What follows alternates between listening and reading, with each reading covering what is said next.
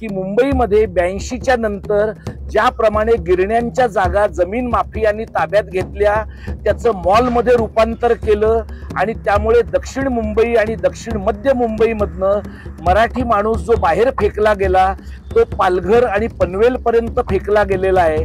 तशाच पद्धतीने मराठी माध्यमाच्या शाळा मोक्याच्या जागेवर आहेत की जमीन माफियांच्या दृष्टीने मराठी माध्यमाची शाळा बंद पाडून 1800 कोटी रुपयांचा व्यवहार करणं जास्त योग्य आहे। शाळांच्या ठिकाणी शाळा बांधणं अजिबात त्यांना योग्य वाटत नाही। स्वतः मुंबई महानगरपालिकेच्या आयुक्तांनी मराठीतनं UPSC ची परीक्षा दिली आहे आणि उभ्या महाराष्ट्राने त्यांचं कौतुक केलंय। असं म्हणता येईल का त्यांना इंग्रजी येत नव्हतं म्हणून त्यांनी मराठीतनं UPSC ची परीक्षा दिलेली आहे? नमस्कार। गेले काही महिने माहीमच्या या शाळेच्या पाडकामाच्या संबंधामध्ये मराठी अभ्यास केंद्र आणि इतर सगळे आम्ही कार्यकर्ते काम करत आहोत। इथे स्थानिक पातळीवर प्रणाली राऊत यांनी केलेलं काम आपल्या सगळ्यांच्या पुढे आहे आणि तरी सुद्धा आज रविवारच्या दिवशी आम्हाला इथे आंदोलन का करावं लागतंय याचा विचार सगळ्या मुंबई शहरातल्या महाराष्ट्रातल्या विचारी माणसांनी करण्याची गरज आहे। ही जी शाळा इथे आपल्या शेजारी आहे, माध्यमातले सगळे मित्र आज इथे आमच्या सोबत आहेत। या शाळेच्या बद्दलचं आंदोलन आम्हाला का करावं लागतंय तर ही या शाळेच्या जवळची मोरी रोडवरची जी शाळा आहे ती शाळा 3 ते 4 वर्षांच्या पूर्वी पाडली गेली। तिची दुरुस्ती करण्यात येणार आहे आणि त्या जागी पुन्हा शाळा उभी करण्यात येणार आहे असं सांगण्यात आलं। अलीकडेच आम्ही अतिरिक्त महापालिका आयुक्तांची भेट घेतली आणि त्यांना जेव्हा अमित सैनी साहेबांना आम्ही असं विचारलं की या शाळेचं पाडकाम झाल्यानंतर ती पुन्हा का बांधण्यात आली नाही, त्यावर त्यांनी दिलेलं उत्तर असं होतं की आमच्याकडे पुरेसे पैसे नाहीत। एक शाळा पाडून पुन्हा बांधताना तुमच्याकडे जर पैसे नसतील तर दुसरी मराठी माध्यमाची शाळा, प्रादेशिक भाषांमधल्या माध्यमाची शाळा पाडण्यामागचं कारण काय आहे या प्रश्नाचं उत्तर त्यांच्याकडनं देण्यात आलं नाही। मुंबई महानगरपालिकेचे आयुक्त सन्माननीय गगराणी साहेब यांच्याशी आमचं बोलणं झालं, मेसेजवर बोलणं झालं आणि त्यांना आमच्याकडनं मराठी अभ्यास केंद्राकडनं 3 ते 4 पत्र पाठवण्यात आलेली आहेत आणि त्यावेळेला आम्ही त्यांना विचारलं की 6 ते 7 वर्षांच्या पूर्वी जर या शाळेची डागडुजी झाली असेल आणि तरीही ही शाळा स्ट्रक्चरल ऑडिट केल्यानंतर धोकादायक झाली आहे असं तुमचं म्हणणं असेल तर मुंबई महानगरपालिकेचं दुरुस्ती करणारे काम करणारे लोक काय लायकीचं काम करतात याचा महापालिकेनं विचार करण्याची गरज आहे। आम्ही त्यानंतर महानगरपालिकेला विनंती केली आणि श्रीयुत मेहेंदळे यांच्याकडनं स्ट्रक्चरल ऑडिटचा रिपोर्ट पुन्हा करून घेतला। त्यांनी इथं असं सांगितलं की डागडुजी करून ही शाळा पुन्हा चालवली जाणे शक्य आहे, यासाठी शाळा बंद करण्याची गरज नाही आणि शाळा पाडण्याची तर अजिबातच गरज नाही। याच इमारतीमध्ये आतमध्ये बसून म्हाडाचे माजी अध्यक्ष चंद्रशेखर प्रभू यांचा व्हिडिओ आम्ही केलेला आहे, तो सगळ्या माध्यमातल्या मित्रांना पण आम्ही शेअर केला होता। त्यांनी असं म्हटलं होतं की स्टेबल आणि अनस्टेबल असेच इमारतींचे प्रकार असतात, एखादी इमारत पूर्णतः धोकादायक अशी असत नाही आणि त्यामुळे फक्त जमीन माफिया, लोकप्रतिनिधी आणि प्रशासक यांचं जर एकमत झालं तरच एखादी शाळा आजारी पाडली जाऊ शकते।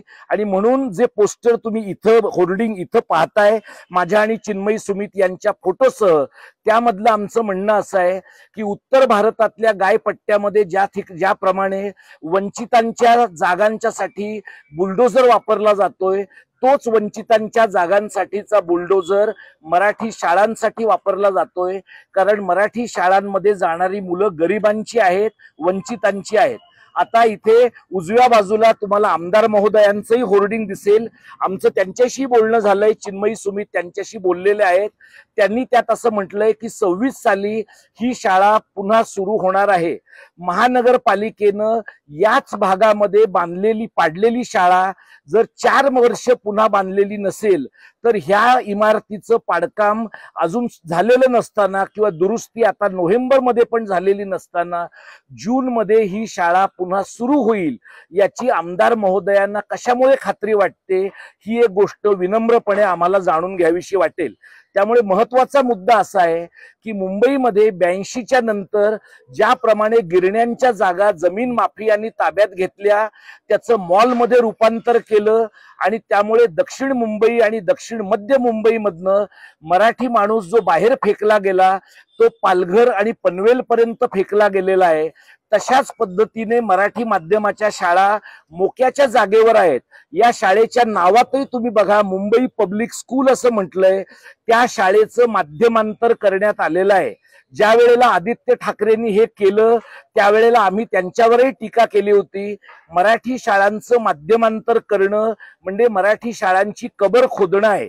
तुम्ही ICSE CBSE बोर्डाच्या शाळा काढत असाल तर त्या सुद्धा उत्तर भारतात ज्याप्रमाणे हिंदी माध्यमाच्या काढल्या जातात तशा महाराष्ट्रामध्ये मराठी माध्यमाच्या काढल्या पाहिजेत असं आमचं म्हणणं आहे। म्हणजे एक तर तुम्ही माध्यमांतर केलं, CBSE ICSE बोर्डाच्या शाळा केल्या, IGCSE बोर्डाच्या शाळा केल्या आणि आता ही इमारत तुम्ही पाडताय। आमचं म्हणणं असं आहे की ही शाळा पाडावी अशा प्रकारचं काय घडलंय।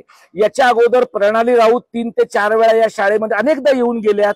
मी आणि चिन्मयी सुमित आतल्या आवारामध्ये येऊन गेलेलो आहोत आणि त्यावेळेला इथले जे एक इन्चार्ज म्हणून मुख्याध्यापक आहेत त्यांनी आम्हाला सांगितलं की ही शाळा धोकादायक आहे। आमचं असं म्हणणं होतं की धोकादायक असेल आणि आमच्या दोघांच्या डोक्यात पडणार असेल तर तुमच्या डोक्यावर पडणार नाही का? म्हणजे धोकादायक फक्त कार्यकर्त्यांसाठी आहे आणि धोकादायक इन्चार्ज शिक्षकासाठी नाही असं काही आहे का? म्हणजे इथले शिक्षक सुद्धा आम्हाला खाजगीमध्ये सांगतात की तुम्ही फार महत्वाचं काम करताय। महानगरपालिकेचं जे दादर मधलं G-नॉर्थचं प्रशासकीय कार्यालय आहे तिकडच्या लोकांनी आमच्या काही सहकार्यांना फोन करून सांगितलं की ही मुलं आम्ही ठिकठिकाणी पाठवून दिलेली आहेत, त्यातली काही मुलं तर गावाला निघून गेली आहेत। आता थोड्या मुलांसाठी तुम्ही कशाला कष्ट करता?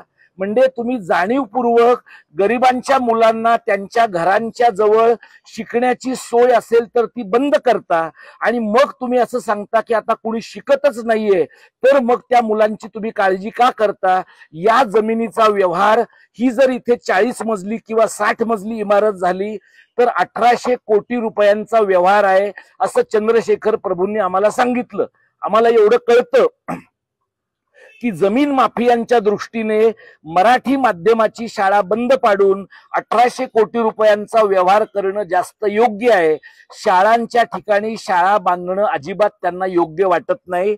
म्हणून आम्ही या आंदोलनाच्या निमित्ताने हा मुद्दा शासनाच्या समोर, महानगरपालिकेच्या समोर, स्थानिक लोकप्रतिनिधींच्या समोर मांडतो आहोत की जे सिंडिकेट मराठी माध्यमाच्या शाळा नष्ट करण्यासाठी झालेला आहे त्या सिंडिकेटला आमचा विरोध आहे। आम्हाला पोलिसांची नोटीस आली, काल पोलिसांकडनं फोन आले, आजही तुम्ही पाहताय जेवढे आपले कार्यकर्ते त्याच्या निम्म्या संख्येने तरी पोलीस मित्र आहेत। मला खात्री आहे की जाहीरपणे जरी त्यांना इथेच बंदोबस्तासाठी पाठवलं असलं तरी त्यातले बहुतेक लोक मराठी माध्यमामध्ये शिकले आहेत आणि अनेकांची मुलं मराठी माध्यमामध्ये शिकत असतील, त्यामुळे आतून ते मराठी शाळांचं काम करण्याच्या बाजूचे आहेत, पण कायद्यात त्यांचे हात सुद्धा नियमाने बांधलेले असतील। आम्हाला असं सांगण्यात आलं की जमावबंदी आहे। पोलीस मुंबई शहरामध्ये त्यांच्या मनाला वाटेल तेव्हा जमावबंदी करतात। महाराष्ट्रामध्ये मराठी शाळा, मराठी भाषा, मराठी माणूस, महाराष्ट्र धर्म याच्यासाठी आंदोलन करताना कसलीही जमावबंदी आम्हाला मान्य नाही। आमचं म्हणणं असं आहे की महाराष्ट्रात मुळात मराठीसाठी आंदोलन करण्याची वेळच येता कामा नये। या शाळेच्या बाहेर रविवारच्या दिवशी येऊन ही शाळा पाडू नका असं सांगण्याचे कष्ट तुम्ही महाराष्ट्रातल्या वेगवेगळ्या भागातल्या लोकांना घ्यायला लावता। ही राज्यकर्त्या वर्गाला, मुंबई महानगरपालिकेला अत्यंत लाजिरवाणी गोष्ट आहे। मुंबई महानगरपालिकेचे आयुक्त परवा एका कार्यक्रमामध्ये असं म्हणाले की ज्यांना इंग्रजी भाषेची भीती वाटते त्यांचं मराठीवर प्रेम आहे। आम्ही चळवळीचे दोन जे चेहरे आहोत, चिन्मयी सुमित आणि मी आणि गिरीश सामंत आमच्या येणाऱ्या पुस्तिकेचे संपादक, आमच्या तिघांचंही सोयीसाठी म्हणून सांगतो, इंग्रजी अत्यंत चांगलं आहे, पण इंग्रजी चांगलं आहे हा मुद्दा नाहीये। आमची कोणती भाषा चांगली आहे याच्यावर आमचं मराठीचं प्रेम ठरत नाही। स्वतः मुंबई महानगरपालिकेच्या आयुक्तांनी मराठीतनं UPSC ची परीक्षा दिली आहे आणि उभ्या महाराष्ट्राने त्यांचं कौतुक केलंय। असं म्हणता येईल का? त्यांना इंग्रजी येत नव्हतं म्हणून त्यांनी मराठीतनं UPSCची परीक्षा दिलेली आहे. त्यामुळे कोणीही आमच्या मराठीच्या प्रेमामध्ये अकारण तिथे फटी पाडण्याचा प्रयत्न करू नये. महानगरपालिकेचं काम काय आहे? आयुक्तांनी मला एकदा असं विचारलं की ही शाळा चालू राहिली आणि पडली तर त्याची जबाबदारी तुम्ही घेणार का? माझा त्यांना उलटा प्रश्न असा होता जो मी त्यांना विचारलाय. तुम्ही त्यांना स्वतंत्रपणे माध्यमातले मित्र विचारू शकता की जर ही शाळा नीट राहिली आणि इथल्या अनेक मुलांची आणि त्यांच्या कुटुंबांची आयुष्य उद्ध्वस्त झाली शाळेच्या विस्थापनामुळे, तर त्या विस्थापित होणाऱ्या आयुष्याची जबाबदारी तुम्ही घेणार आहात का? जर महापालिका आयुक्त आणि त्यांचे अतिरिक्त महापालिका आयुक्त याची जबाबदारी घेणार असतील आणि स्थानिक पातळीवरच्या ज्या त्यांच्या प्रशासकीय अधिकारी आहे ज्यांच्या दडपणाखाली इथले शिक्षक आणि सगळे मुख्याध्यापक वावरतायत, आमचं असं म्हणणं आहे की तुम्ही मराठी माणसं आहात, हे पाप तुम्ही का करताय? हे कोणाच्या हितासाठी करताय? कोणाचे एजंट म्हणून तुम्ही काम करताय? ही इमारत पाडल्यानंतर तुम्ही जर ती अगदीच नादुरुस्त झाली असेल तर नव्याने इथे मराठी शाळाच झाली पाहिजे. शाळांच्या इमारतींच्या जागी 60 मजल्याचे टॉवर करायचे आणि एका मजल्याच्या बोळामध्ये मराठी शाळा घुसवायची आणि मग तिथे मुलं येत नाहीत म्हणून त्या मुलांना हाकलून द्यायचं. हा नालायकपणा आम्ही अजिबात सहन करणार नाही. शाळांची इमारत शाळांच्या साठीच राहिली पाहिजे. निवासी आणि व्यावसायिक गाळे तिथं अजिबात होता कामा नयेत. आणि म्हणून भूषण गगराणी साहेबांना आपल्या सगळ्यांच्या मार्फत आमची विनंती आहे की येत्या 2 दिवसांमध्ये या प्रश्नावर त्यांनी आम्हाला लेखी उत्तर द्यावं की या शाळेचं कोणत्याही कारणाने पाडकाम होणार नाही, मुलं पुन्हा मूळ जागेवर येतील. आमदार साहेबांचं जे होर्डिंग आहे मला असं वाटतं की आमदार साहेबांनी पण थोडी कृतज्ञता दाखवायला पाहिजे होती की समाजातल्या आसपासच्या लोकांनी त्यांच्या बरोबरीने काम केलंय. उद्धव साहेबांची या 3ऱ्या भाषेच्या सक्तीच्या आंदोलनाच्या निमित्ताने आमचा थोडाफार परिचय झाला आहे, ओळख झाली आहे आणि लोकांना असं वाटतं की हे 2 भाऊ एकत्र येण्यामध्ये आमच्या आंदोलनाचा काही एक वाटा आहे. जर तो खरंच वाटा असेल तर आम्ही उद्धव ठाकरे साहेबांना विनंती करणार आहोत की त्यांच्या आमदार साहेबांनी यानंतरच्या काळात अकारण महापालिकेच्या आश्वासनावर विसंबून न राहता मुळात ही शाळा इथून हलवण्याच्या अगोदरच त्यांच्या आमदारांनी जागा होण्याची गरज होती. आता जे आश्वासन महानगरपालिकेनं दिलेलं आहे ते आश्वासन महापालिका पाळेल याची मला काही खात्री वाटत नाही, कारण इथे मोरी रोडच्या शाळेला त्यांनी ते पाळलेलं नाही. याच इमारतीमध्ये आविष्कार सारखी अरविंद देशपांडे आणि सुलभा देशपांडे यांच्यासारख्या महाराष्ट्रातल्या अत्यंत नामवंत नाट्यक्षेत्रातल्या व्यक्तींनी नेतृत्व केलेली संस्था आहे. आता स्वतः चिन्मयी सुमित त्याच्यात आहेत, शफात खान त्याच्यात आहेत, दीपक राजाध्यक्ष आहेत.